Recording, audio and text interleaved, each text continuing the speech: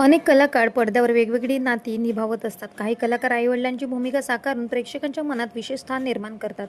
मात्र पडद्यावर वडिलांची भूमिका साकारणाऱ्या काही कलाकारांच्या खऱ्या आयुष्यात वेगळाच चित्र आपल्याला पाहायला मिळत असतं. असाच एका मराठमोळा अभिनेता ज्यानं अनेक भूमिका साकारल्या, प्रेक्षकांचं मनोरंजन केलेलं आहे. विशेष म्हणजे एका मालिकेत वडिलांची भूमिका साकारताना त्यांना ऑनस्क्रीन मुलगी इतकी जवळची वाटली की त्यांनी तिला खऱ्या आयुष्यातही आपल्या मुलीचा दर्जा दिला. फक्त मुलगी मानली नाही तर तिच्या लग्नात तिचं कन्यादान सुद्धा केलं.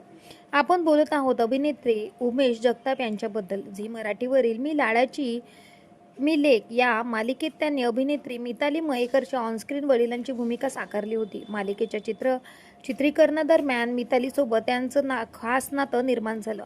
पडद्यावरचं हे नातं पुढे खऱ्या आयुष्यातही तितकंच घट्ट झालं. उमेश जगताप यांचं लग्न झालं आहे, मात्र त्यांनी आणि त्यांच्या पत्नीने मूल न करण्याचा निर्णय घेतला. त्यामुळे त्यांच्या आयुष्यात स्वतःचं मूल नाही. इट्स मजाला दिलेल्या मुलाखतीत उमेश जगताप यांनी त्यांच्या आयुष्यातील या भावनिक आठवणीला उजाळा दिला. मी लेक या मालिकेत मिताली मयेकर यांची मुलगी होती. मालिकेत तिच्यासोबत काम करताना आपल्याला ती खऱ्या मुलीसारखी वाटायची, असं त्यांनी सांगितलं. मिताली सोबतच्या नात्याबद्दल बोलताना उमेश जगताप म्हणाले, मी लाडाची लेक नावाची मालिका केली. त्याच्यामध्ये माझ्या मुलीचं काम करणारी मिताली होती. मालिका करताना मला असं खूप वाटायचं, माझ्या मुलीसारखी आहे ती. माझ्या आयुष्यात काही मुलं नाहीत, आम्ही काही मुलं केली नाहीत. माझ्या भावाचे 2 मुलं आहेत म्हणल्यावर बस झाला आता. ते पुढे म्हणाले, आपल्या क्षेत्रात गंमत अशी आहे, आपल्याला मूल नसताना देखील या गोष्टी येतात. मिताली म्हणाली, बाबा तू माझं कन्यादान कर.